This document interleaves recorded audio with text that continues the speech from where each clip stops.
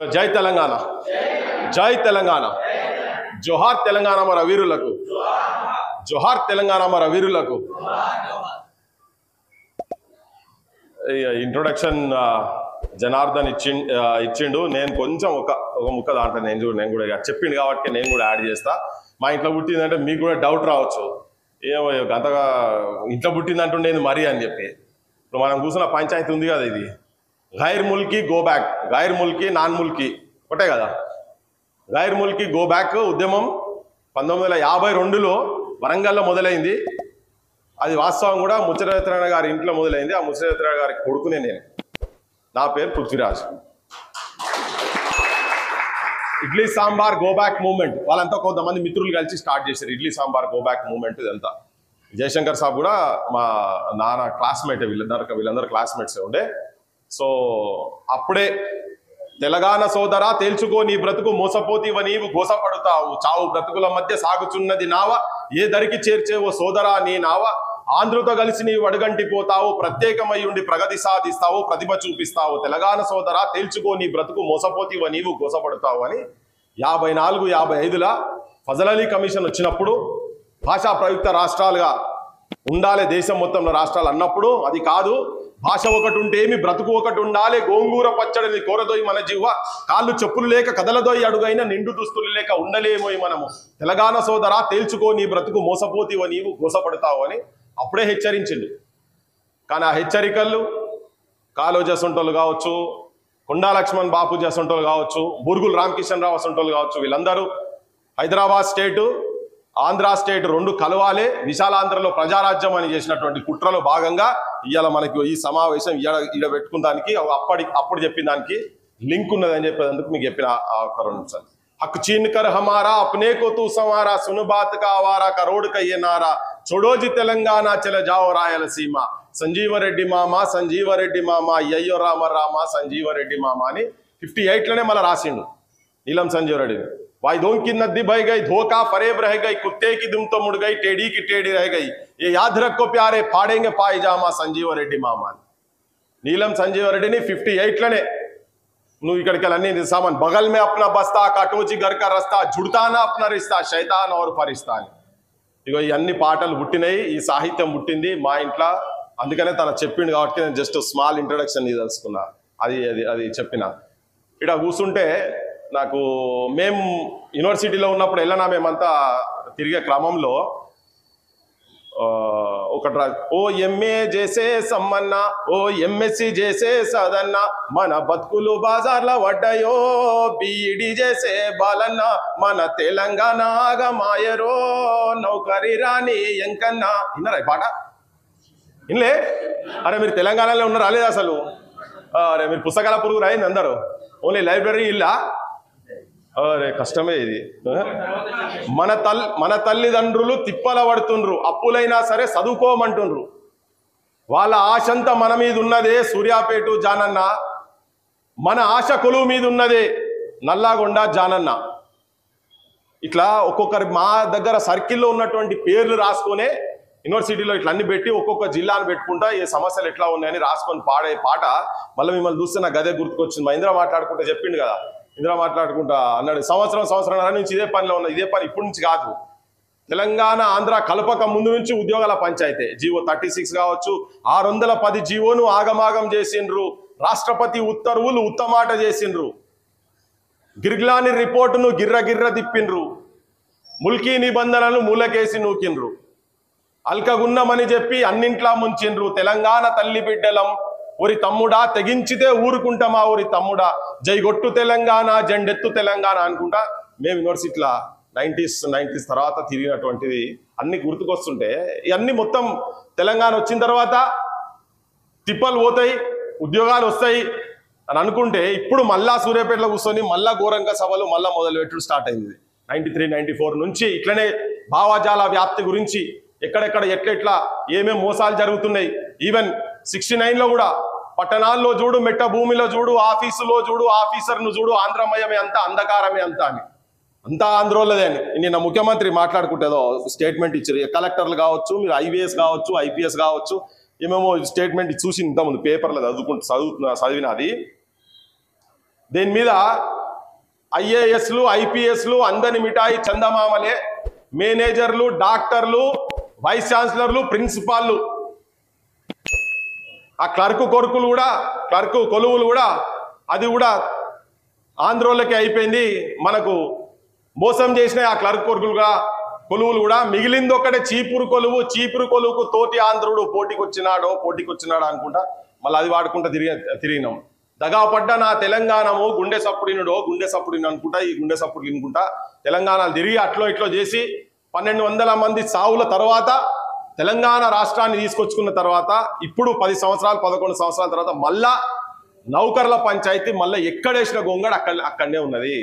దీనిలో లాభం ఎవరికి జరిగింది అంటే 69ల 369 మంది చచ్చిపోతే వాళ్ళ శవాల సాక్షిగా చెన్నారెడ్డి అంటే ఆయనే, వెంకట్ సామ్ అంటే ఆయనే, ఇవాళ గ్యాంగ్ ఉన్నది కదా, ఇప్పుడు వెలుగు పేపర్ మీద కదా చాలా గొప్ప లెక్క చూపిస్తున్నారు. ఇప్పుడు ఆయన కూడా తెలంగాణ ముంచిపోయిన ఆయన కూడా వెంకట్ సామ్ కూడా 11 మందిలో ఆయన కూడా ఒకటి అంతేనానే కరెక్ట్గా చెప్పేది. ఇప్పుడు చాలా గొప్ప ఆయన విగ్రహాలు పెడుతున్నారు. అటువంటి వాళ్ళు ఆడ హైదరాబాద్లో పెద్ద పెద్ద విగ్రహాలు పెడుతున్నారు. నిన్న కూడా ఆయనది పెట్టిరుగా, రోషేది ఒక విగ్రహం పెట్టిరుగా. ఇక్కడ తెలంగాణ దమనకాండకు సావుకు తెలంగాణ పల్లె రక్తపాతం సృష్టించినటువంటి వ్యక్తినట గాంధేయవాదట. ఎవరు? కొనిజేటి రోషయ్య అట. నేను నిన్న మాట్లాడుకుంటూ చెప్పిన యూనివర్సిటీలో ఒక ర్యాలీకి పర్మిషన్ ఇవ్వకుంటే ఆ ర్యాలీ గేట్లు మొత్తం యూనివర్సిటీ గేట్లు పెట్టి లట్లతోని లోపల తలకాయలు వలగొట్టిర్రు, కాలిరగొట్టిర్రు పోలీసు వాళ్ళు. అయితే ఆ గేట్లు బంద్ చేస్తే అప్పుడు ఏకే ఖాన్ అనుకుంటా అప్పుడు కమిషనర్ అంటాడు పరిందాబి పర్నై మారుతా అన్నాడు. అంటే అంటే గద్ద కూడా రెప్పలు కొట్టలేదు, అంత స్ట్రిక్ట్గా చేసినాం మేము. అంటే అచ్చా బీడ మీరు ఇట్లా అయినరా, మీ ఒక కానిస్టేబుల్తో మాట్లాడుకుంటా ఒక యాదయ్య ఎరికేనా మీకు? యూనివర్సిటీ ఎంట్రన్స్లో తగలబెట్టుకున్నాడు కదా, మీకు గుర్తుకుందా? ఒక కానిస్టేబుల్తోనే అప్పుడు ఇద్దరి మధ్యలో ఒక వాళ్ళకును ఇతనికి మధ్యలో మాట ముచ్చట జరుగుతుంది. అయితే ఆయన చెప్తాడు అయిపోయింది మీ ఉద్యమం అయిపోయింది 1:30 అయిపోయింది, అందరినీ గేట్ లోపల పెట్టి ఒక్కరిని కూడా బయటికి రానియాలంటే అప్పుడు రూముకు పోయి 7 పేజీల లెటర్ రాసి అచ్చా మీరు మమ్మల్ని బతుకుండంగా మమ్మల్ని బయటికి రానియారా, నేను సచ్చికుండానైనా ఆ బాటలో పోతా అని చెప్పి యాదయ్య యూనివర్సిటీ గేట్ కాడికి వచ్చి ఆయన సూసైడ్ లెటర్లు రాస్తాడు. నా చావు తర్వాతనన్నా కానీ తెలంగాణ వస్తుంది, తెలంగాణ రావాలి, తెలంగాణ వచ్చేదాకా కొట్లాడాలి, తెలంగాణ వస్తే నౌకర్లు వస్తాయి, మన కుటుంబాలు బాగుపడతాయి కనుక తెలంగాణ ప్రజలకు తెలంగాణ నిరుద్యోగ యువకులకు భవిష్యత్తులో నౌకరు రావాలనే ఉద్దేశంతో నేను చచ్చిపోతున్నా అని చెప్పని లెటర్ రాసి చచ్చిపోయిండు. కానీ ఇలా చచ్చిపోయి ఇన్నేళ్ళు అవుతుంది. ఎవరు అనాథ యాదయ్య, తల్లి లేదు తండ్రి లేదు, అనే జాబ్ చేసుకుంటూ వచ్చిన సగం జీతంలో తన సగం జీతము ఆర్ఫన్ హోమ్స్కి ఇచ్చేటువంటి వ్యక్తి. కానీ ఇలా వీళ్ళందరూ చచ్చిపోయిన తర్వాత అంటే అంత దమనకాండ సృష్టించినటువంటి అప్పుడు కనీసం స్వేచ్ఛ లేక మీ దగ్గర సాయి ఇంజనీరింగ్ స్టూడెంట్ సాయి కూడా క్యాంపస్లో ఫస్ట్ సూసైడ్ చేసుకున్నాడు. ఏంటంటే ఈ యాదయ్య చూసిన తర్వాత అంటే మమ్మలను కనీసం అమర్ల స్తూపం కాడికి కావచ్చు, అసెంబ్లీ కాడికి కావచ్చు, సెక్రటేరియట్ కాడికి కావచ్చు, ప్రోటెస్ట్ కూడా పర్మిషన్లు ఇస్తలేరు కదా. నా ఒకటే ఒక కోరిక, ఆఖరి కోరిక ఏంటంటే నేను చచ్చిపోయిన తర్వాత నా శవాన్ని అమర్ల స్తూపం దాకా తీసుకుపోయి అక్కడి నుంచి మా ఊరికి తరలించాలి, ఇదే నా ఆఖరి కోరిక అన్నాడు. అటువంటి అంటే తెలంగాణలో ఇంత పైశాచికంగా జరుగుతున్నటువంటి పైశాచికత్వాన్ని చూపించినటువంటి కొనిజేటి రోషయ్య విగ్రహం మన అమరుల త్యాగాలను అపహాస్యం చేస్తున్నట్టుగా ఎక్కడ అమరుల స్తూపానికి 500 మీటర్ల లోపటనే విగ్రహాన్ని పెట్టి మన ఉద్యమాన్ని మన త్యాగాన్ని అపహాసం చేసేటువంటి ప్రయత్నము ఇప్పుడున్నటువంటి ముఖ్యమంత్రి రేవంత్ రెడ్డి చేస్తున్నాడు. నేను చెప్పేది కరెక్టేనా? ఈ ముచ్చట ఇట్లా పెట్టాల్సిన అవసరం ఉందా? ఆయన చెప్తాడు గాంధేయవాద అయితే యూనివర్సిటీలో ఇట్లా జుట్లు పట్టుకొని ఆడోళ్ళను హాస్టళ్ళకి వెళ్ళి ఇట్లా పెట్టి నేను అనలేను లకారాలు ఎంకారాలు మాట్లాడుకుంటా అంటే ఆ పొదలలో ఇట్లా పడేసి జిప్పులు తీసి ఆంధ్ర పోలీసు వాళ్ళ గురించి చెప్తున్నా. నేను చేసినటువంటి వాడిని, ఆ ప్రభుత్వాన్ని లీడ్ చేస్తున్నటువంటి వాడిని తీసుకొచ్చి విగ్రహాలు పెడితే దాని చుట్టూ మనం ప్రదక్షిణ చేయాలంటే ఇప్పుడు చాలా చాలా చాలా చాలా అవమానంగా ఉంది, చాలా ఘోరంగా ఉన్నది. వాస్తవం కూడా ఇప్పుడు మాట్లాడుకుంటా మా మిత్రుడు అశోక్ చెప్పిండు, ఇంతకుముందు సంజీవ్ చెప్పిండు, వీళ్ళందరూ చెప్తున్నారు. మీరు నిజంగా మీరు రూమ్లలో కూర్చున్నాడు కాదు, కూర్చున్న తర్వాత కూడా మీరు చేతులలోకి వెళ్ళి ప్రపంచం మీ చేతుల్లో కాదు, దీంతో రెవల్యూషన్ స్టార్ట్ చేయండి. మన ఉద్యోగాలే ఉట్టిగా కాదు, మన ఉట్టిగానే టైంపాస్కి ముచ్చలు చెప్పి వీళ్ళు కాంగ్రెస్ వాళ్ళు రాగానే మేము ఉద్యోగాలు ఇస్తామనగానే జనార్దన్ వీళ్ళంతా కలిసి బస్సులు పట్టుకొని అశోక్ కూడా మీద కండువ వేసుకొని ఆ దుర్మార్గుని దించేందుకు తిరిగినావు కదా నువ్వు కూడా. అఫీషియల్గా పోయి 33 కాన్స్టిట్యున్సీలు 34 కాన్స్టిట్యున్సీలలో తెలంగాణ వీక్ ఉన్నది అని మా ఇంటికి కూడా వచ్చారు. వచ్చిన క్రమంలో నేనైతే కనువ పట్టుకొని నేను చెప్పే ముచ్చటే లేదని అంటే వీళ్ళందరిని బట్టి విట్టాలు వీళ్ళందరూ కలిసి తిరిగిరు. ఇలా పరిస్థితి ఏంటంటే నిరుద్యోగుల గురించి మాట్లాడతాం మేము వచ్చంటే కూడా వీళ్ళకి అపాయింట్మెంట్ ఇచ్చే పరిస్థితి కాక ఉల్టా కేసులు పెట్టి వీళ్ళని బొక్కలు ఎప్పుడు వారాయాలని చూస్తున్నారు. ఈ అశోక్ అంటోడు గడికోసారి ఆడికి తిరుగుతున్నా అసలు వాళ్ళ సంగతి ఏంది, వెనకేంది, ముంగటేంది, మాయి ముంతలు అంత ముందు లేవా, అంత ముందు తెలివయా? అంటే ఉద్యమాలలో తిరిగేటోళ్లను తెలంగాణ వచ్చిన తర్వాత కూడా ఇంకా క్రష్ చేసేటువంటి ప్రయత్నము ప్రస్తుతం ఉన్న పాలకులు చేస్తున్నారు. ఇప్పుడు మనకేం కావాలి? ఉద్యోగాలు కావాలి. ఉద్యోగాలు ఏంటిది? మనం గొంతెమ్మ కోరికలు అడుగుతలేం కదా.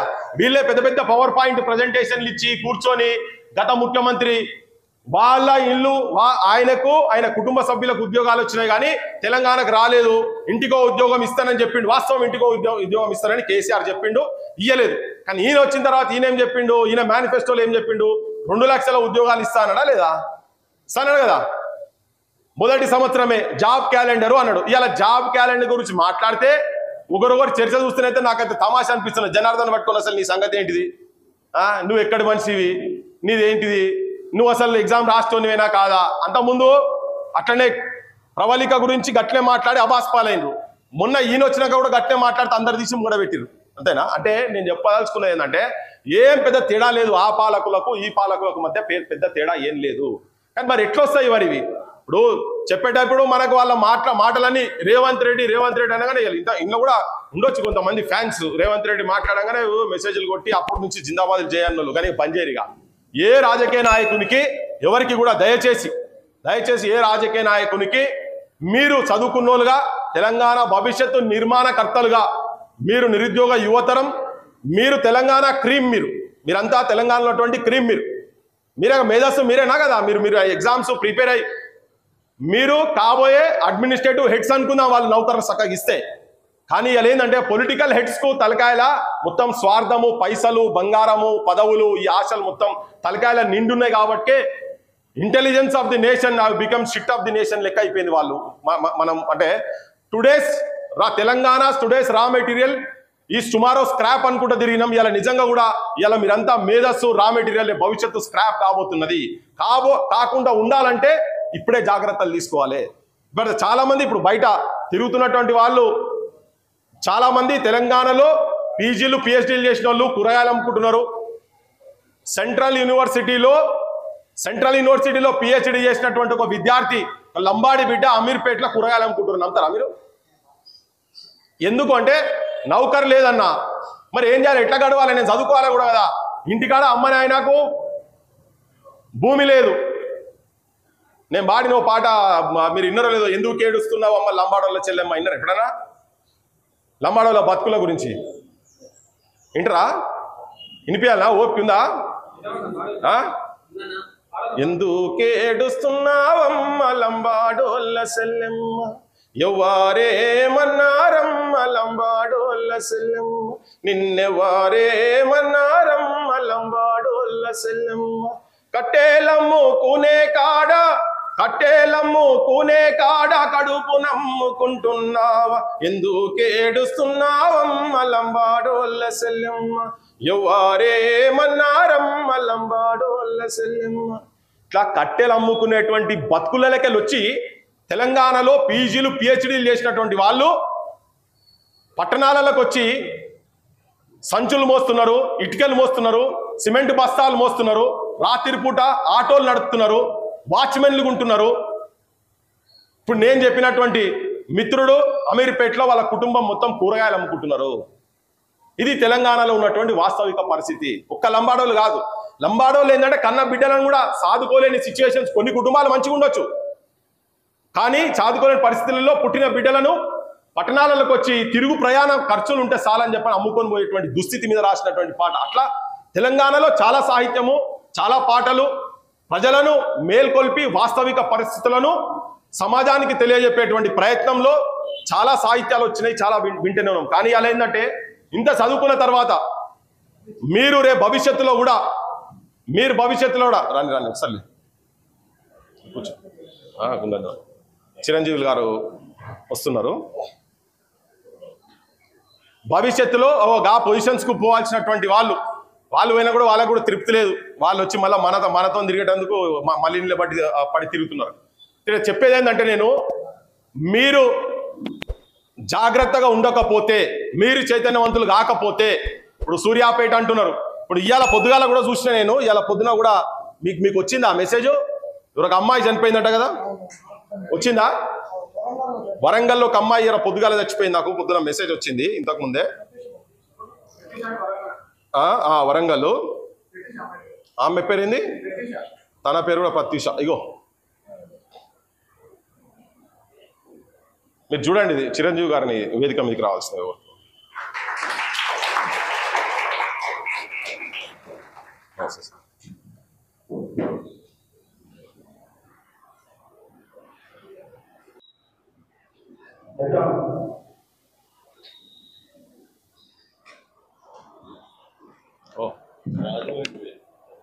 రాజు అండ్ వేణు కూడా వేదికకి రావాల్సిందిగా కోరుతున్నాను.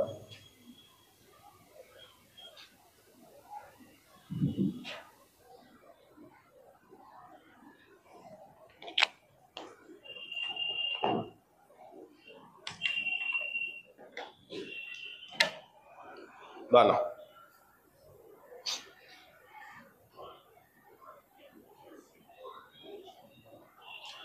ఆకలి అవుతుందా మీ అందరికీ?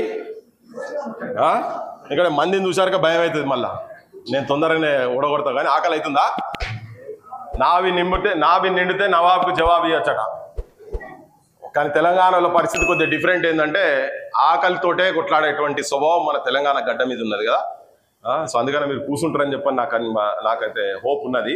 అయితే ఇప్పుడు మన ముంగట ఉన్నది ఏంటంటే, ప్రతిసారి ఏ ఉద్యమం జరిగినా ఈ గడ్డ మీద త్యాగాలు, సాయుధ పోరాటం కావచ్చు, చదువు రాని, చదువు అంటే ఏంటో తెలియని, అక్షరాలను తెలియని, ఆయిలు తెలియని సాక లైలమ్మలు, దొడ్డి కొమరయ్యలు, కొమరం భీములు, వీళ్ళందరూ తిరుగుబాటు చేసి నిజాం సైన్యాన్ని, వాళ్ళ మిలిటరీని వడిసేల రాళ్ళు నింపి వడివడిగా కొట్టితేను, కారాపు నీళ్లు తెచ్చి కళ్ళల్లో జల్లితేను నీ మిలిటరీ పారిపోయారో నైజాము సర్కారోడా అని పల్లెల నుంచి ఈ దుర్మార్గులను, భూస్వాములను, దొరలను, వాళ్ళ ఆగడాలకు వ్యతిరేకంగా తిరుగుబాటు చేసి, చైతన్యవంతులయ్యి తిరుగుబాటు చేసి ఆ సైన్యాలను తిప్పికొట్టినటువంటి ప్రాంతంలో ఇవాళ పరిస్థితి ఏంటంటే, ఆత్మహత్యల కాడికి దారి తీసుకొని కూర్చొని ఇవాళ ఏ ఊర్లో పోయినా, ఏ పల్లెలో పోయినా కానీ ఎక్కడ చూసినా ఆత్మహత్యలే శరణ్యం కాడికి తీసుకొచ్చి పెట్టిండ్రు.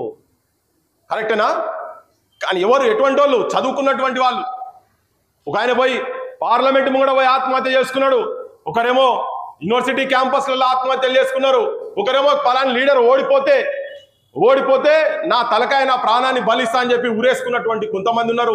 నోట్లో బట్ట పెట్టుకొని, మా సువర్ణ, పాలమూరు సువర్ణ నోట్లో బట్ట పెట్టుకొని చనిపోయే ముందు నేనేమైనా అరుస్తే నా అరుపులకు ఇంట్లో వచ్చేమైనా కాపాడతారు కావచ్చు అనుకొని పెట్టుకొని మంటకు అరుపులు వస్తాయేమో అని చెప్పని మీద పెట్రోల్ పోసుకొని అంటు పెట్టుకొని చనిపోయే కాడి దాకా తీసుకొచ్చిండ్రు. ఈ రాజకీయ వ్యవస్థ కావచ్చు, తెలంగాణలో ఉన్నటువంటి ఈవెన్ ఇంటెలెక్చువల్స్ ఫెయిల్యూర్ ద్వారానే ఇది జరిగి ఇయ్యాలటి వరకు కూడా ఇంకా ఆత్మహత్యల పరంపర. శవాలై ఊరేగుతున్నారమ్మా, రైతన్నలు నడి సేన్నల్లో సమాధులైనరమ్మా, కూలన్నలు కూడా తిరిగినాం. ఇలా తెలంగాణ మలిదశ ఉద్యమం తర్వాత శవాలై ఊరేగుతున్నారమ్మా, విద్యార్థులు నడి సేన్నల్లో సమాధులైనరమ్మా, తెలంగాణ నిరుద్యోగులు, యువకులు అని కూడా చెప్పుకొని తిరగాల్సిన సిచ్యువేషన్స్కి వచ్చింది. ఇప్పటికీ కూడా మారతలేదు, ఆ పరిస్థితి మారతలేదు. ఈ సమస్య ఎక్కడున్నది? మన లోపట. అంటే పొద్దున్న లేస వీళ్ళ చరిత్రల గురించి చూస్తూ ఉంటాం, చెప్పుకుంటా ఉన్నాం. సాకలైలమ్మలు, తాను నాయకులు, మీ ప్రాంతాల్లో కూడా ఎంతో మంది తుపాకులు పట్టుకొని పోయింది కదా. తుపాకులు పట్టుకొని పోయిన వాళ్ళ చరిత్రలు కూడా తెలిసి కూడా ఇప్పటికి ఇంకా ఆత్మహత్యలే శరణ్యంగా పోతున్నారు కదా. నేను పదే చెప్తా ఉన్నా. ఇలా చూసిన తర్వాత కూడా నాకు అనిపించింది, నేను ఇంతకుముందు చెప్పినా మళ్ళీ ఇప్పుడు కూడా చెప్తున్నా, ఏంటంటే Telangana need soldiers not martyrs. తెలంగాణకు సైనికులు కావాలి, అమరులు కాదు. తెలంగాణకు చాలు, అమరులు చాలు. తెలంగాణకు సైనికులు కావాలి. ఈ సైన్యాన్ని, ప్రజలను చైతన్యవంతులను చేసేటువంటి సైన్యాన్ని తయారు చేయాల్సినటువంటి బాధ్యత నౌకర్లకు పోయేటోళ్ళు ఓన్రి. రోజు మీరు ఒక గంటనో, అర్ధ గంటనో, గంటన్నరనో, 2 గంటలో మీరు స్పెండ్ చేయండి. ప్రజల లోపట ఓటు చైతన్యము. ఇలా నువ్వు ఎంత చేసి ఏం చేసినా కానీ వాళ్ళు వినే పరిస్థితి లేరు కదా. ఇలా నిన్న ఒక కాల్ ఇచ్చిండ్రు వాళ్ళు, ఏంది సెక్రటేరియట్ ముట్టడి అన్నారు. ఎవరు బయటికి వచ్చే పరిస్థితులు కూడా లేవు. ఎందుకంటే ఎక్కడిదక్కడ అందరిని అరెస్ట్ చేస్తున్నారు. వాళ్ళ దగ్గర ఉన్న ఏకైక ఆయుధం ఏంటంటే, ఆ చెల్లెని పట్టుకుంటారు, ఇంటికాడికి పోతారు, పోయేసి పొద్దుగాల వరకు తన మీద కేసు పెడతారు. లేకపోతే నిన్న ఆస్మా అని చెప్పి యూనివర్సిటీలో మాణికేశ్వర్ నగర్లో ఒక చెల్లెని అరెస్ట్ చేసిరు. అరెస్ట్ చేసే ప్రక్రియ ఎట్లా చేసిరంటే వాళ్ళు ఫోటో పట్టుకొని మొత్తం వాడ మొత్తం తిరిగిండ్రు. అంటే వాడలా చూసుకోనికి ఏమనుకోవాలి, అరే ఈ ఫోటో పట్టుకొని తిరుగుతుండే పిల్ల ఏం చేసింది, దొంగతనం చేసిందా, డకాయితీ చేసిందా, వీళ్ళు ఎవరైనా పెళ్లి చేసుకుంటానికి పైసలు వసూలు చేసి మోసం చేసిందా, ఇవాళ పని అవే పనులు జరుగుతున్నాయి కదా, లేకపోతే ఎవరైనా హత్య చేసిందా, ఇటువంటి సమాచారం జనం లోపల ఆ పిల్లకు తల్లి లేదు తండ్రి లేదు, కేవలం ఉద్యోగం మీద డిపెండ్ అయి కుట్టు మిషన్ కుట్టుకుంటా చెల్లెని చదివించుకుంటా మీ అందరి గురించి ఈ తెలంగాణ సమాజం గురించి బయటకు వచ్చి తిరుగుతుంటే తన నిన్న పొద్దంతా పోలీస్ స్టేషన్లో పెట్టిండ్రు. నాకు ఫోన్ చేసి తన చెప్తుంది, అన్న చాలా ఇల్ట్రీట్ చేస్తున్నారు మమ్మల్ని, బ్యాడ్గా చూస్తున్నారు, బ్యాడ్ ట్రీట్మెంట్ ఉన్నది ఇక్కడ, మమ్మల్ని డిస్రెస్పెక్ట్ చేస్తున్నారు అన్న, ఆడోళ్ళని చూడకుండా కూడా పిచ్చి పిచ్చిగా మాట్లాడుతున్నారు అన్న, పక్కకు ఏమేమో మాట్లాడుతున్నారు, దీనికి ఇది అవసరమా దానికి అది అవసరమా అని చెప్పి ఇట్లా మాట్లాడుతున్నారు అన్న, మేమేమో తప్పు చేసినామన్నా, మా ఉద్యోగాలు మేము చదువుకున్నాము, పీజీలు చేసినాము, మా ఉద్యోగాలు మాకు ఏంటని చెప్పని అడుగుడు కూడా తప్ప, ఇది తప్ప అన్న. వాడు వచ్చి ఎవడెవడో ఒకటి సిఐ వచ్చి ఒక మాట మాట్లాడిపోతున్నాడు, ఏసీపీ అంటే ఆయన ఒక మాట మాట్లాడుతున్నారు, కానిస్టేబుల్ అంటే ఒక మాట మాట్లాడుతున్నారు. ఇంత దరిద్రంగా తీసుకొచ్చి నెట్టేసి కేసులు పెడతామనే ఒక భయంకరమైన సిచ్యువేషన్. నిన్న జనార్దన్ కూడా మొత్తం మొన్న రాత్రి నుంచి జనార్దన్ సూర్యాపేట పోలీస్ స్టేషన్ లేచి కూర్చోబెట్టారు. నాకేం సంబంధం లేదా, మేము భావజాల వ్యాప్తి చేసేందుకు మేము సిద్ధమైనవని. ఒకవేళ సెక్రటేరియట్ ముట్టడే కనుక చేస్తే మొత్తం తెలంగాణ నుంచి మొత్తం కదలాలి, జనం మొత్తం తెలంగాణ నుంచి కదలాలి. హైదరాబాద్ లో మీకు ఒక సంఘటన చెప్తే 69 ఉద్యమంలో జరిగినటువంటి ఒక సంఘటన, శంకర్ అని చెప్పని ఒక అఫ్జల్ గంజ్ లో ఒక కాల్పు జరిగింది. అప్పుడు ఏం చేశారంటే ఇట్లనే గవర్నర్కి ఒక రిప్రజెంటేషన్ ఇస్తామని చెప్పని ఒక స్టేట్మెంట్ డిక్లేర్ చేసిన తర్వాత గవర్నమెంట్ ఏం చేసింది, ఈ ఉద్యమకారులను యువకులను మొత్తం కట్టడి చేసేందుకు ఫస్ట్ 144 సెక్షన్ పెట్టిండ్రు హైదరాబాద్ మొత్తం. తర్వాత ఇదంతా ఎట్లా ఉన్నది, అందరూ చీమల దండు లెక్క కదులుతున్నారని చెప్పని కర్ఫ్యూ విధించారు. కర్ఫ్యూ విధించిన తర్వాత కూడా యువకులు విద్యార్థులు మొత్తం హైదరాబాద్ మొత్తం ఒక 3-4 రోజుల ముందే వచ్చి ఇళ్లల్లో ఎవరు పరిచయం ఉన్నా లేకున్నా వాళ్ళ ఇంటికి పోయినట్టు తెలంగాణ ఉద్యమకారులు అయితే బిడ్డారా వచ్చి నువ్వు నా ఇంట్లో ఉన్నా చెప్పి దాచుకున్నారు, కడుపులో పెట్టి హైదరాబాద్ ప్రజలు మొత్తం దాచుకున్నారు. అరే మీరు నిజంగా కొట్లాడుతున్నారు, నిజమైన ఉద్యమం చేస్తున్నారని చెప్పని. అయితే కర్ఫ్యూ తర్వాత ఫైరింగ్ ఆర్డర్స్ ఇచ్చింది గవర్నమెంట్, బయటికి వస్తే కాల్ చేస్తాం, కనిపిస్తే కాల్ చేస్తామని చెప్పని. అయిన తర్వాత కూడా పొద్దుగాల ఇక 7 అయింది 8 అయింది, మొత్తం మొదలు 60-65 రోజులు బయటికి వచ్చిరు ఓల్డ్ సిటీలో చార్మినార్ దగ్గర. అక్కడ నుంచి స్టార్ట్ అయింది, ప్రొసెషన్ స్టార్ట్ అయింది. విద్యార్థి యువకులు మొత్తం వచ్చిన తర్వాత అఫ్జల్ గంజ్కి వచ్చిన తర్వాత అప్పుడు ముఖ్యమంత్రి బ్రహ్మానంద రెడ్డి ఏం చేసి లేట్ ముచ్చటే లేదు, కాల్చి పడేసాల వీళ్ళనంటే కాల్ చేస్తే ఛాతీలో బుల్లెట్ తగిలి కింద అట్లే పడ్డ తర్వాత కూడా రక్తపు మడుగులాన్ని షెట్టన్లో తీసి అది ముంచి దాన్ని బట్టి జై తెలంగాణ జై తెలంగాణ జై తెలంగాణ నినాదాన్ని ఇచ్చుకుంటూ చచ్చిపోయాడు. అది చూసిన తర్వాత గవర్నమెంట్ మొత్తం దిగొచ్చింది. ఇప్పుడు అంత పోరాటాలు చేయాల్సిన అవసరం కూడా ఏం లేదు. కానీ ఒక కాల్ ఇస్తే మీరు ఇళ్లలో కూర్చోవద్దు, అట్లీస్ట్ మీరు 3 మాటల కాడికి వచ్చి ఇక్కడికి వచ్చన్న నినాదాలు ఇచ్చి ఇలా ప్రపంచం మీ చేతులు ఉన్న సెల్ ఫోన్ రూపంలో మీరు ఎక్కడి నుంచి అంటే అక్కడి నుంచి మీరు పోస్టులు పెడితే మొత్తం దేశం మొత్తం తెలిసిపోతుంది, ప్రపంచం మొత్తం తెలిసిపోతుంది. ఈ పోజులు కొడుతున్నటువంటి ఈ నాయకులు ఇప్పుడు వీళ్ళు ఎక్కడ కనబడితే అక్కడ ప్రియాంక గాంధీది రాహుల్ గాంధీది లైబ్రరీ కాడికి వచ్చిన స్టేట్మెంట్లు పక్కకు పెట్టుకొని పెడుతురు కదా, అదే మీరు పెట్టి ఈ నాయకులు వింటే ఒకటే దానికి వింటారు. ఇంతకుముందు అన్నలకు భయపడేది, ఇప్పుడు అన్నలు కూడా అన్నల భయం కూడా లేదు. ఇప్పుడు భయపడాలంటే ఓటు చైతన్యంతో భయపడతారు. ఎటు పడితే గాలికి గాయిగా కుట్టబోతున్నారు తెలంగాణ యువతరం మొత్తం. ఇది కాకుండా చూసుకోవాల్సిన మీరు ఒక్కొక్క ఊర్లలోకి వెళ్ళి వచ్చారు కదా, మీ ఊర్లలో ఒక 10 మందిని తయారు చేయండి. ఏ రాజకీయ నాయకుడు మీ దగ్గరికి వస్తే మీ పేరెంట్స్ అయితే ఉన్నారు కదా ఇళ్ళ కాడ, మీ పేరెంట్స్ని తయారు చేయండి, వాళ్ళని అడిగేటట్టు చూడండి. మీ ఇళ్లలో పైసలు తీసుకోకుండా ఓట్లు వేసేటువంటి చైతన్యం తీసుకురండి. తీసుకొచ్చి నాయకులను కనుక ప్రశ్నించేటట్టుగా పెడితే ఇలా నిజం కూడా యువతరంకి వెళ్ళి ఇప్పుడు నేను అంటున్నా ఓ జనార్దనో ఒక అశోకో ఇంకెవరో లేకపోతే ఒక మా జాని కూడా ఎంటెక్ డాక్టరేట్ యూనివర్సిటీలో తన కూడా సీరియస్ తెలంగాణ ఉద్యమం బయట చెప్పడగానే బొచ్చడు బస్సులుగా పెట్టిండు. ఇక్కడ కూర్చున్నారు, ఒక ఆడ కూడా కూర్చున్నారు, చాలా మంది ఉద్యమకారులు ఆడ కూర్చున్నారు, వచ్చిర్రు మీటింగ్లో. మీ సూర్యాపేట బిడ్డనే వీళ్ళంతా. ఇటువంటి వాళ్ళు రేపు పొద్దుగాల అసెంబ్లీలో పార్లమెంట్లో కూర్చుంటే మీ వాయిస్ వినబడదా? కానీ రాజకీయ నాయకుల దగ్గర తొత్తులుగా ఉన్నటువంటి వాళ్ళ సైడ్ ఉంటే మాత్రం ఇది కాదు, అస్సలే కాదు. మీరు ఎంతమందినే నిలబెట్టుండి, కొజ్జోడు ఎక్కడ పోయినా కొజ్జోంతో ఏం కాదు. అయితే ఏమన్నా నీకు వ్యవస్థ ముందుకు పోవాలంటే నిజంగా ఒక మేల్ కావాలంటే ఇటువంటి వాళ్ళని పెట్టుకుంటే కుదరదు. సో నువ్వు కరెక్ట్ వ్యక్తులను కనుక గ్రామ స్థాయి నుంచి రేపు పంచాయతీ స్థాయి నుంచి ఇప్పటి నుంచే స్టార్ట్ చేయండి. ఇది నేను అనుకుంటున్నది ఏదో రేపో ఎల్లుండో ఒడిసిపోయేది కాదు.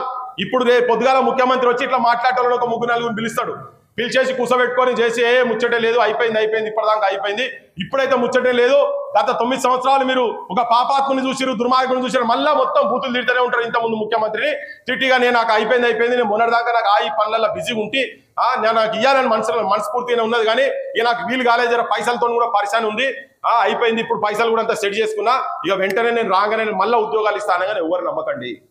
అయిపోయింది రాజకీయ వ్యవస్థ మీద నమ్మకాలు నాకైతే పోయినాయి. అట్లానే మీరు మళ్ళా ముందుకు వచ్చి ఈ త్యాగాలు ఆత్మహత్యల సైడ్ మాత్రం దయచేసి పోవద్దు. కానీ కొట్లాడాల్సిన అవసరం ఉన్నది. ఎక్కడ సభలు జరిగితే ఎక్కడ ఏమైతే, కానీ ఇంట్లో కూడా చెప్పేటోని మాటలు కూడా మీరు కూడా గ్రహించిండ్రు. ఎవరెవరు ఏమేమి మాట్లాడుతున్నారు, ఎవరెవరు ఏమేమి చేస్తున్నారు, ఎవరెవరు ఆచరణతో కూడినటువంటి వాళ్ళు ఎవరెవరు ఉన్నారో కూడా మీరు కూడా గ్రహించాల్సిన అవసరం ఉంది. మీరు ఎడ్యుకేట్ అయితేనే కదా పల్లెలు ఎడ్యుకేట్ అయ్యేది. మీరు ఇప్పుడు మీరు చెప్పుకుంటున్నారు, చాలా మంది కాంగ్రెస్ వాళ్ళు ఏమంటున్నారు, మేము మా చేపట్టే వచ్చింది. ఇప్పుడు రేవంత్ రెడ్డి అడిగితే ఏమంటాడు, నేను ఏమన్నా నల్ల వల్ల బిడ్డను నేను తొడగొట్టిన తర్వాత పుల్లి వచ్చిందని చెప్పి ఓట్లు వేసింది అంటున్నాడు. అది కరెక్ట్? అది వాస్తవం? అది కాదు కదా. వీళ్ళు బస్సులలో పోతే ఊర్లలో పోతే వీళ్ళు కాదు అసలు అమరుల కుటుంబాల మీటింగ్ పెట్టిన ఆయన అంటే నాకు హనుమంతరావు చెప్పిండు, అవ్వనక్కని తిడతారు కాదు అన్న, ఆడికెళ్ళి మేము పోతే 5 మంది కూడా వచ్చేటట్లేదు, అవ్వనక్కని తిడతారు వచ్చి మా వాళ్ళంతా వచ్చి ఒకటే ముత్తుకుడు సార్ మీరు ఏమైనా చెప్పారు, కానీ కుటుంబాల దగ్గర మాత్రం మమ్మల్ని పంపించకురా. మరి మీరు చేసింది కదే పని, కానీ ఆమె లంగ పని చేశారు. మరి ఎవరు పంపించాలి? ఈ సంధానకర్తలు ఎవరు కావాలి? చదువుకున్నోళ్ళు కావాలి, నిజాయితీ పరులు కావాలి, నిస్వార్థంగా సమాజాన్ని ఒక డైరెక్షన్ ఇచ్చిన వాళ్ళు కావాలి. ఎవరు కావాలి? అప్పుడు గుర్తుకొస్తారు. అశోక్ సార్లు గుర్తుకొస్తారు, మా విఠల్ గుర్తుకొస్తాడు, పృథ్వీరాజ్ గుర్తుకొస్తాడు, జనార్దన్ గుర్తుకొస్తాడు, అర్జున్ గుర్తుకొస్తాడు, శృతి గుర్తుకొస్తారు, వీళ్ళందరూ గుర్తుకొస్తారు. రాగానే వీళ్ళు కూడా సరే ఆశకు మా జనరేషన్ బాగుపడుతుంది కావచ్చు అని వీళ్ళు మొత్తం పోయి ఇళ్ళ కాడికి పోయి ముసలోళ్ళ దగ్గర కూర్చొని కూడా వాళ్ళే మా కేసీఆర్ దీపం ఇంటి దీపము మాకు 2000 పెన్షన్ ఇచ్చిండు ఆయన తప్ప ఇంకోనికి ఏమని చెప్పి వాళ్ళంటే, అయ్యో కాదా ఆయన మాకు 40,000 జీతం వచ్చేదాన్ని కథం పట్టించి మీకు 2,000 బిచ్చం వేస్తున్నాడు అని చెప్పని ఈయనటోన్ని ఎట్లు నిపియాలను గదమ పట్టడంతో గదమ బట్టి కడుపు తలకాయ బట్టి కాళ్ళు మొక్కి ఓట్లు వేయిస్తే వాళ్ళు గద్దెకెక్కి కూర్చున్నారా లేదా? కూర్చున్నాక ఇప్పుడేంది, ఇప్పుడు వాళ్ళు జాడిచ్చి వాళ్ళ మీదే కేసులు పెడుతున్నారు, వాళ్ళ మీదే పోలీసు వాళ్ళు వాళ్ళ పొద్దున్న లేస్తే వాళ్ళకి ఎట్లా అయిపోయిందంటే గడియ గండం లెక్క అయిందంటే నేను చెప్పేటందుకు చాలా సులభంగా ఉంటుంది కావచ్చు, కానీ ఒక 4 రోజుల నుంచి వచ్చి ఇక్కడికి వచ్చి కూర్చొని ఒక మీటింగ్ ఇంతమందిని నేను లెక్క పెట్టినా, మీరు ఇక్కడ ఒక 55 నుంచి 60 మంది ఉన్నారు ఇక్కడ.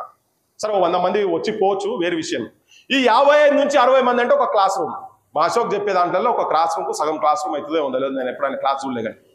కానీ ఇంతమందిని ఇక్కడ కూర్చోబెట్టి ఏం మెసేజ్ చేసుకున్నాడు? ఉట్టి జనార్దన్ గురించి అంటే ఇవాళ రేపు పొద్దుగాల నేను ఇక పియ్యాటి నుంచి మొత్తం వదిలిపెట్టాలి, జనార్దన్కి ఒక పదవి ఇచ్చేస్తారు, ఎక్కడో దగ్గర నౌకరిస్తారు, బరాబర్ చెప్తున్నాను ఇచ్చేస్తారు. కానీ వీళ్ళు అట్లా పోకుండా ఈ 8-10 మందో 20 మందో వీళ్ళు ఎవరైతే అమరులు వాళ్ళ ప్రాణ త్యాగం చేసి తెలంగాణ భవిష్యత్తు గురించి నౌకర్ల గురించి చచ్చిపోయినరు, వాళ్ళ నిజమైన వారసులుగా ఇటువంటి వాళ్ళు మొత్తం నిలబడి భవిష్యత్తు గురించి కొట్లాడుకుంటూ ఇక్కడికి వచ్చి ఓ 4 రోజుల నుంచి ఇక్కడ కూర్చొని రాత్రి పూట ఆయన ఎందుకు కూర్చోవాలి, ఆ పోలీస్ స్టేషన్లో ఎందుకు కూర్చోవాలి? ఇవాళ సమాజం అట్లున్నదా? ఎవడెవడన్నా మంచి చేద్దామంటే కూడా పిచ్చోడు రాబాయి వాడు అంటారు. కానీ ఇటువంటి పిచ్చోళ్ళతోనే తెలంగాణ వచ్చింది, రేపు ఇటువంటి పిచ్చోళ్ళతోనే నౌకర్లు కూడా వస్తాయని చెప్పదలుచుకున్నాను నేను. మాకు కూడా ఏం పిచ్చి చెప్పు, ఎందుకు ఇదంతా తిరగాలని? కానీ ఒక్కొక్కరి బ్రాటప్ ఒక్కొక్క తీరు ఉంటుంది. ఒకరు సమాజం గురించి బతుకుతారు, ఒకరు సమాజం గురించి ప్రాణత్యాగం చేస్తారు.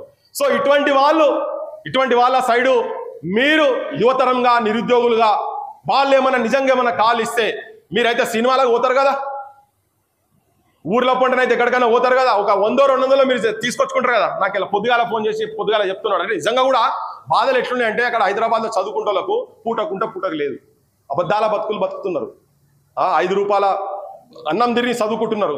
కారం పొడి కావచ్చు, కారం పొడి ఇంత నూనె పోసుకొని నెలలు కాదు సంవత్సరాల కొద్దీ చదువుకుంటా తల్లిదండ్రులను కూలి పని చేసే తల్లిదండ్రులను కావచ్చు, ఇంట్లో ఎవరో ఒకరు త్యాగం చేసి వ్యవసాయం చేసి కూలి పని చేసి ఇంట్లో ఒకరిని చదివిపిస్తే వాళ్ళ బాధలు ఆ కుటుంబాల భవిష్యత్తును వాళ్ళ మీద వేసుకొని చదువుకున్నటువంటి వాళ్ళు పట్టణాలలో చుంటున్నారు. వాళ్ళ పేదరికం లేదని నేను చెప్తలేను, కానీ అయినా కానీ ఒకవేళ ఇటువంటి సమావేశాలు ఇంకా భవిష్యత్తులో జరిగినప్పుడు మీ బాధ్యతగా మీరు యాడుంటే ఆడ ఇటువంటి మీటింగ్లు ఉన్నప్పుడు మీరు పార్టిసిపేట్ చేస్తే ఈడ జనం ఫుల్ కనబడితే నాయకులకు చల్లగైతుంది, వాళ్ళ సాప కింద నీళ్లు వస్తున్నాయి, వాళ్ళకు తడుస్తున్నది అనేది ఉంటేనే వాళ్ళు వింటారు, లేకపోతే వినరు. వింటారా? ఏం పోయేది ఉన్నది చెప్పు. రాత్రి వచ్చి వాళ్ళకి ఏమున్నది తెలుసా? ఈ నిరుద్యోగులతో ఏమవుతుంది రాబాయి, నిరుద్యోగులతోని రాత్రి నోట్ల కట్టలు పంపించేస్తే కథం అయిపోతుంది. ఎంతసేపు వాని బొర్రించి వీని బొర్రించి జనార్దన సొంటలో 4-5 లోపడేసి పడేస్తే లొల్లుడిచిపోతుంది అంటున్నారు. అట్లనే జరుగుతున్నాయి కదా. కుల సంఘాలుగా అమ్ముడు పోతున్నారు మొత్తం. అట్లా పోకుండా ఉంటే తప్ప ఇవాళ ఏమున్నది, నువ్వు ఎంత చేసి ఏం కొట్లాడినా కానీ ఎలక్షన్స్ ముందు వచ్చి మళ్ళీ నువ్వు పైసలు ఇచ్చేసేస్తే వాళ్ళు ఓట్లు, వాళ్ళకి రావాల్సింది ఏంటంటే అధికారం. నేను చెప్తున్నది నేను చాలా ముఖ్యమైన మూలమైన అంశాలు ఇవన్నీ. వీటిని కనుక పరిగణలోకి తీసుకోకుండా ఉంటే తెలంగాణలో ప్రాణత్యాగం జరుగుతూనే ఉంటుంది. తెలంగాణలో ఏ కుటుంబం కూడా మనశ్శాంతితో ఉండేటువంటి పరిస్థితి తెలంగాణలో ఉండదని చెప్పి నేను మీ అందరికీ విజ్ఞప్తి చేయదలుచుకున్నా. సమాజం కూడా ఖతమైపోయింది. ఇటువంటి వాళ్ళు కూడా తగ్గిపోయినరుగా, మా సొంత వాళ్ళు కూడా తగ్గిపోయారు. మాకు చూస్తేనైతే ఏడ కనబడతలేరు, చక్కగా ఏడ కనబడతలేరు. కనబడితే ఇక వీళ్ళ మీద మామూలు బద్నాములు కాదు. నేను కావాలని ఎందుకు చెప్తున్నా అంటే ఇవన్నీ చాలా బయట మార్కెట్లో ఒక బ్యాడ్ టాక్ తీసుకుపోయే ప్రయత్నం చేస్తున్నారు. వీళ్ళు వెనకేదో ఉన్నది, వీళ్ళ ముందటేదో ఉన్నది. ఏం లేదు, వెనక ముందు ఏం లేదు. ఉద్యోగాల గురించి, తెలంగాణ నిరుద్యోగుల గురించి, తెలంగాణ భవిష్యత్ సమాజం గురించి వీళ్ళు పాటుపడుతున్నారు. కాబట్టి ఇటువంటి వాళ్ళ చేతులల్లా మీరందరు నిరుద్యోగ యువతరం రాజకీయ నాయకుల సైడ్ కాదు మీరు ఉండేది. ఒకవేళ వాళ్ళ వెనకాల కూడా రాజకీయ నాయకులు ఉంటే నేను పదే చెప్తుంటా, మీరు వాళ్ళని ఫస్ట్ పక్కకు పెట్టండి. తెలంగాణలో నిజమైన ఇంటెలెక్చువల్స్ ఎవరు ఉన్నారో అటువంటి వాళ్ళ అడుగు జాడలా మీరు నడవండి. మీ వెంబడి సమాజం నడుస్తుందని కూడా చెప్తున్నా నేను. ఇలా ఎవరో అడవిలో పోయి 40 ఏళ్ళు పోయి బయటికి వచ్చిన తర్వాత ఊర్లు తండోపతాండాలకు వచ్చి వాళ్ళని చూస్తా ఉన్నారు కదా. ఆ త్యాగాలు అటు జరుగుతున్నాయి, ఇగో ఇటువంటి త్యాగాలు ఇక్కడ జరుగుతూ ఉన్నాయి. దీనికి ఫుల్ స్టాప్ పెట్టాలంటే మీరు మీ మెదడులకు మేత పెట్టాల్సిన అవసరం ఉన్నది. నిజాయితీగా నిస్వార్థంగా ఉండేటువంటి రాజకీయ నాయకత్వాన్ని ముందుకు తీసుకురావాల్సిన అవసరం ఉన్నది. ఇప్పటి నుంచి కూడా ఎక్కడ సమావేశాలు జరుగుతాయి, ఇది ఇక్కడ ఆగేది కాదు. రేపు వరంగల్ కాకతీయ యూనివర్సిటీలో పెట్టదలుచుకున్నాం, అక్కడ కూడా జరుగుతుంది. ప్రతి దగ్గర పెట్టి అప్పుడు ఒక కాల్ ఇస్తే, ఒక స్టేడియమో ఇంకెక్కడో కాల్ కనుక ఇచ్చినప్పుడు అప్పుడు మీరందరూ వచ్చి మేము చాలా భీకరంగా కొట్లాడుతున్నాము. కానీ ఏంటంటే ఇప్పుడు వాళ్ళ గవర్నమెంట్ సిచ్యువేషన్ ఎట్లా ఉన్నదంటే, చచ్చిపోయిన కుటుంబాలు, ఈ ఆకారం ముచ్చట చెప్పి నేను ముగిస్తా. చచ్చిపోయిన కుటుంబాలకు ఎంతమంది చచ్చిపోయారు? మొన్నటి ఉద్యమంలో ఎంతమంది చచ్చిపోయారు? ఎంతమంది చచ్చిపోయారు? 1200 మంది అని చెప్పి మనం కాదు, కేసీఆర్ అసెంబ్లీ సాక్షిగా చెప్పిండు. రేవంత్ రెడ్డి కూడా చాలా సందర్భాలలో చెప్పిండు. కానీ ఒక 550-560 మంది మట్టుకే గవర్నమెంట్ గుర్తించి వాళ్ళకి ఇంట్లల్లో ఇంకో చిన్నది అటెండరో గిటెండరో ఉడిసేదో మోసేదో ఒక నౌకరు ఇచ్చిండ్రు. ఇంకంతే వాళ్ళని పట్టించుకుంటలేరు. 10 లక్షల రూపాయలు అప్పుడు మొఖాన వారేసారు, ఖతం అయిపోయింది. ఈ ముఖ్యమంత్రి అప్పుడు పిసిసి ఉన్నప్పుడు రేవంత్ రెడ్డి ఏం చేసిండంటే, నేను రాగానే 1200 మందికి, మొత్తం ఉన్న 1200 మందికి అందరినీ ఐడెంటిఫై చేసి వాళ్ళందరికీ ఉద్యోగాలు ఇస్తా 100 రోజుల లోపల అని చెప్పిండు. వాళ్ళందరిని ఆదుకుంటా, నా గుండెలో పెట్టుకొని చూసుకుంటా అని చెప్పిండు. ఉద్యమకారులకు 25,000 రూపాయలు పెన్షన్ ఇస్తా, 250 గజాలు ఇస్తా, ఇదంతా 100 రోజుల లోపలనే చేస్తా అని చెప్పిండు. నేను చెప్పే మాట కాదు, వాళ్ళ మేనిఫెస్టోలో పెట్టింది. కానీ ఎంత దుర్మార్గులు అంటే, ఇలా వాళ్ళ అప్లికేషన్లు పట్టుకొని పోయి మాకు రాలేదు, ఇక మా సావులకి ఇట్లా అయినాయి, ఇగో మా మీద మా పిల్లలకి ఇట్లా చనిపోయినాయి చెప్పి పిటిషన్లు తీసుకుపోయి ఇస్తే ఎవరు పట్టించుకున్న పాపాన పోలే. ఇలాంటికి 18-19 నెలలు అవుతున్నది. ఒక్క 18 మందిని కాదు కదా, ఒక్కని కూడా ఐడెంటిఫై చేయలే. కొంతమందిని తీసుకొని పోయిన ఆడ పెడితే దీపాదాస్ మున్షి అంటే ఆమె ఇన్ఛార్జ్ ఉండే కదా, మా ఇంటికి వచ్చినప్పుడు నేను మొత్తం అన్ని ఫైల్ అన్ని ఇట్లా మొత్తం తీసి పరిచిన, సూసైడ్ నోట్లు ఇవన్నీ తీసి మొత్తం పరిచిన తర్వాత కళ్ళలోకి నీళ్లు తెచ్చుకొని నేను వీళ్ళని తప్పకుండా, నేను చెప్పిన ఇందిరాగాంధీ స్వతంత్ర పోరాటంలో చనిపోయినటువంటి వాళ్ళని తీసుకొని కూర్చోబెట్టి భగత్ సింగ్ తల్లిని కూడా కలిసింది కదా, అట్లా మీ పార్టీ వాళ్ళు జయరాం రమేష్, కొప్పుల రాజు హైదరాబాద్కి వచ్చినప్పుడు రాణా ప్రతాప్ హాల్లో నేను ఇట్లా ఇంతమందిని తీసుకొచ్చిన 188 కుటుంబాలను తీసుకొచ్చి ముంగడ పెడితే లేదు మేము ఆదుకుంటామని చెప్పారు. మీ గవర్నమెంట్ వచ్చిన తర్వాత మీరు ఆదుకోవాలంటే లేదు తప్పకుండా ఆదుకుంటాం, నేను సోనియా గాంధీతో ఒక మీటింగ్ అరేంజ్ చేస్తా, ఈ కుటుంబాలందరినీ నువ్వు తీసుకొస్తా అంటే బరాబర్ తీసుకొస్తా, ఢిల్లీకి తీసుకురమ్మంటే ఢిల్లీకి తీసుకొస్తాం, వాళ్ళే ఇక్కడికి వస్తామంటే ఇక్కడ కూడా మీటింగ్ పెడతామంటే తర్వాత ఒక 2-3 మంత్స్ గవర్నమెంట్ వచ్చిన తర్వాత కూడా ఫాలో అప్ చేస్తే ఆమె ఏం చెప్పిందంటే నాకు, Prithvi your chief minister Revanth Reddy is not interested అని చెప్పింది. కుటుంబాలకు చేయాల్సిందే చేయలేని సిచ్యువేషన్లో ఉంటే ఉద్యమకారుల పేర్ల మీద కొంతమందికి పారితోషకాలు ఇచ్చిండ్రు, భూముల పట్టాలు నోట్ల కట్టలు తీసుకొచ్చి నోట్లలో రుద్దిండ్రు. నోట్లలో పెట్టగానే కొన్ని గొంతులు ఆగిపోయినాయి. కొన్ని పదవులు ఇవ్వగానే వాళ్ళు ఏం మాట్లాడతలేరు, ఆ పదవుల చుట్టూ పైసల చుట్టూ తిరుగుతా ఉన్నారు. తెలంగాణ ముఖ్యమంత్రి ఎంత గంభీరంగా ఉన్నాడో చెప్పేందుకు నేను ఈ అంశాలు చెప్తున్నా. మన ఉద్యోగాలు, మీ ఉద్యోగాలు అంటే నాకేం ఉద్యోగం అవసరం లేదు, నాకున్న ఉద్యోగం ఇదే పని. మీకు ఉద్యోగాలు కనుక రావాలంటే మాత్రం మీరందరూ ఒక్కటి కావాల్సిన అవసరం ఉంది. ప్రజల లోపల చైతన్యం తీసుకురాండి. మీరు రోజు ఒక అర్ధ గంటనో మీ ఊర్లో మీ తరఫుకెళ్ళి ఒక 10 మంది పిల్లలను తయారు చేయండి. నిజాయితీగా నిస్వార్థంగా ఉండేటువంటి వాళ్ళను తయారు చేయండి. ఇవాళ పట్ల కొద్దిగా కష్టం ఉంది, కానీ అయినా దొరుకుతారు. ఎందుకంటే ఇక ఆఖరి ముచ్చడానికి కూడా పోతూనే ఉన్నది. ఇది ఒక లాస్ట్ ముచ్చట చెప్పి నేను ముగిచ్చేస్తా. మొన్న ఆత్మహత్యలు జరిగే ముందు కేసీఆర్ నిరాహార దీక్ష స్టార్ట్ చేసింది కదా. స్టార్ట్ చేసే ముందు కుర్రాజన్న గారు ఒక హాస్పిటల్లో అడ్మిట్ అయి ఉంటే గోరెటెంకన మేము చూసి చదివిపోయినాం. మా గోరెటెంకన ఏమన్నా మా ఇద్దరి మధ్యలో కొద్దిగా డిస్కషన్ జరిగింది. గోరెటెంకన ఏమన్నా అంటే ఇవాళ రేపటి పొరగాలంతా ఆడి పొరగాలు అట్లే తయారు, మగ పొరగాలు అట్లే తయారు, జీన్స్ టీ షర్ట్లు ఆడలు కూడా వేసుకుంటూ తిరుగుతున్నారు. ఎవరికి తెలంగాణ లేదు, పట్టి లేదు, త్యాగం లేదు, మను లేదు, ఏం మాట్లాడుతున్నావు అని అంటే, అరే గట్టెట్లో మాట్లాడతావు, వాళ్ళు ఉంటారు వీళ్ళు ఉంటారు. ఫ్రీడమ్ మూమెంట్ అప్పుడు కూడా భగత్ సింగ్ ను ఉరి తీసినోడు, ఆ తాడు బట్టి ఇట్లా గుంజినోడు ఇక్కడోడే, చచ్చిపోయినోడు కూడా ఇక్కడోడే. అట్లా ప్రతి సమాజంలో ఉంటారంటే కాదు ఇవాళ అంతా మొత్తం అయిపోయింది, ఆడవాళ్ళు ఏడిపోయారు, మొగోళ్ళు ఏడిపోయారు. కరెక్ట్ 1 వీక్ తర్వాత చూస్తే ఆడపిల్లలు ఆత్మహత్యలు చేసుకున్నారు, మొగోళ్ళు ఆత్మహత్యలు చేసుకున్నారు. ప్రతి సమాజంలో మంచి ఉంటది, చెడు ఉంటది, మంచోళ్ళ చుట్టే సమాజం ఉంటది. ఆ మంచోళ్లను తయారు చేసినటువంటి బాధ్యత మీ మీద ఉన్నది. మీరు తయారు చేయండి, ఊరికి 10 మందిని తయారు చేయండి. తెలంగాణ ముఖ చిత్రాన్ని మార్చేద్దామని చెప్పి మీ అందరికి చెప్తూ, ఇప్పుడున్న గవర్నమెంట్ కూడా ఎట్లా మెడలు వంచాలో ఏం చేయాలో ఆ వ్యూహాలన్నీ మేము చేస్తాం. అన్ని ఓపెన్ గా మీకు చెప్పేటట్టు ఉండయి. కానీ ఎక్కడ సమావేశాలు ఏవి జరిగినా కానీ ఇటువంటి వాళ్ళు ఆర్గనైజ్ చేసినప్పుడు కానీ మీరు ఇప్పటికైనా కానీ మీ దోస్తులకు కూడా చెప్పండి, మీ సమాజంలో ఉన్నటువంటి వాళ్ళకు కూడా చెప్పండి. ఇట్లా అటెండ్ అయ్యేటట్టు కనుక చేస్తే ఎక్కడైతే స్ట్రెంత్ కనబడుతుందో అప్పుడే ప్రభుత్వాలు దిగొస్తాయని చెప్పి మీ అందరికీ మనవి చేస్తూ ముగిస్తున్నా. జై తెలంగాణ, జోహార్ తెలంగాణ. మన వీరు